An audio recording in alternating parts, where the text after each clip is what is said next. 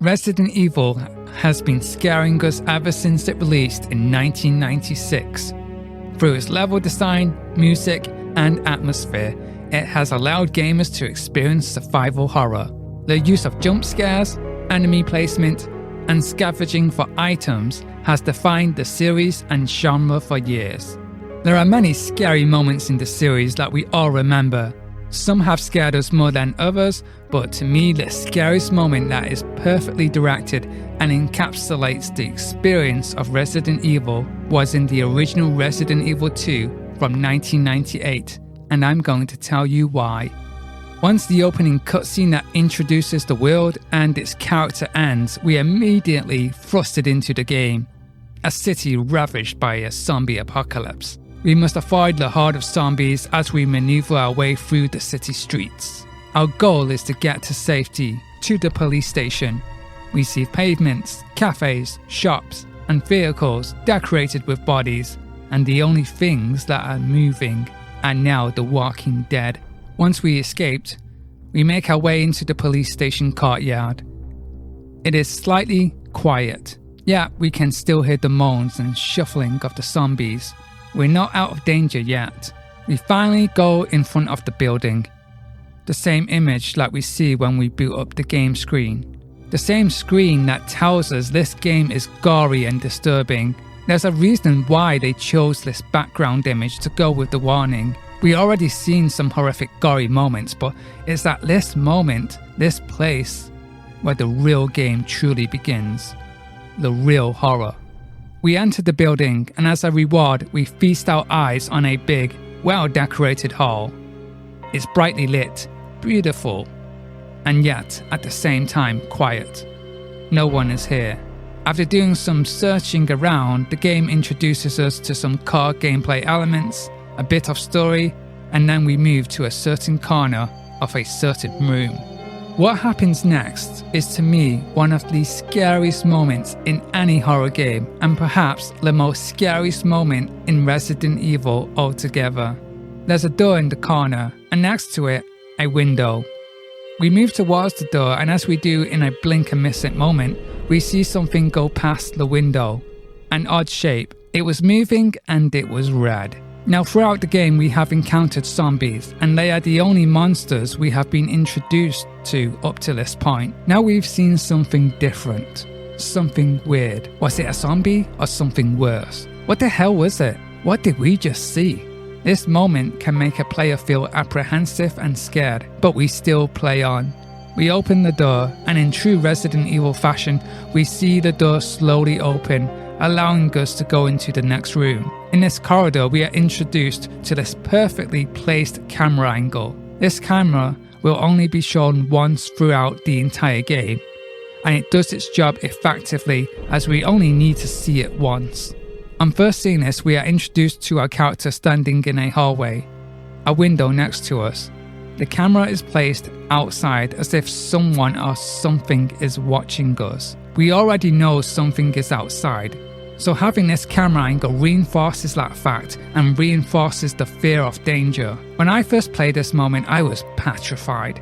I didn't want to move. We just seen something go past a window, knowing that something is out there, and now we see that something could be watching us. We move away from the window, allowing us to have some control and safety. However, we go down the corridor and we see circuit breakers and another window that's already been smashed. The thing at the window has now broken in. It can now be inside. This amps up the tension, increasing the fear factor. We move down the corridor, our feet crunching down on the smashed glass from the broken windows. Suddenly the camera changes. We notice a dead body, but there's something disturbing about it. It has no head. If we examine it, our character deducts that the head looks like it was twisted off. Now, we know there's a new monster that can move around freely inside the building, but this monster can decapitate us. As a gamer, my imagination went wild. What could have done this? Sharp teeth? Claws? Something strong? This would probably make anyone who dislikes horror turn the game off, but to the brave, we carry on.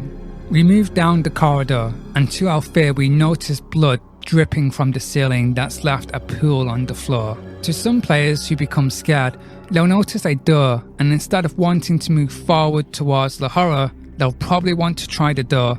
However, as we do, it's locked, and a certain key that we do not possess is needed to open it. We have no means of escape. Yes, we can go back, but there is no way to move forward. We have to witness this ghastly sight and investigate the situation in order to progress through the game. My heart was beating. My imagination was running wild. What was on top of the ceiling? What disturbing sight would I see? And so this is the point of no return. Once we move forward, we will be fully immersed into the horror, ready to face the challenge. To me, this was the initiation process. This was the moment when Resident Evil 2 was ready to show us true horror. And once you pass this point, you would fully be immersed into the game. As we take that step into the unknown, a cutscene is played and our character looks up to the ceiling. We're introduced to the Licker.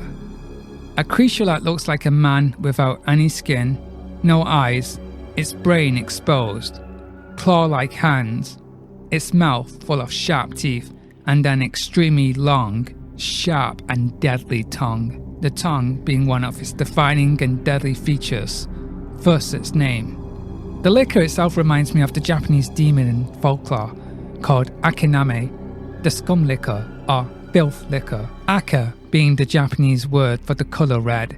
The Akiname uses its tongue to lick dirt and grime clean from bathrooms and bathhouses. I truly believe the Licker was inspired by this legendary yokai. In the game, we at long last encounter it. Our fear becomes panic, and as we now have two choices, to run away and move forward to the next area, or to do battle with the monster. Whatever happens next is a matter of playing the game. To me, this is excellently crafted. The use of music, sound design, and careful camera angles that tell a story is sublime. Although the Resident Evil games has its moments, and there's many ones I love, but to me this will always be one of the best moments, and it's truly terrifying.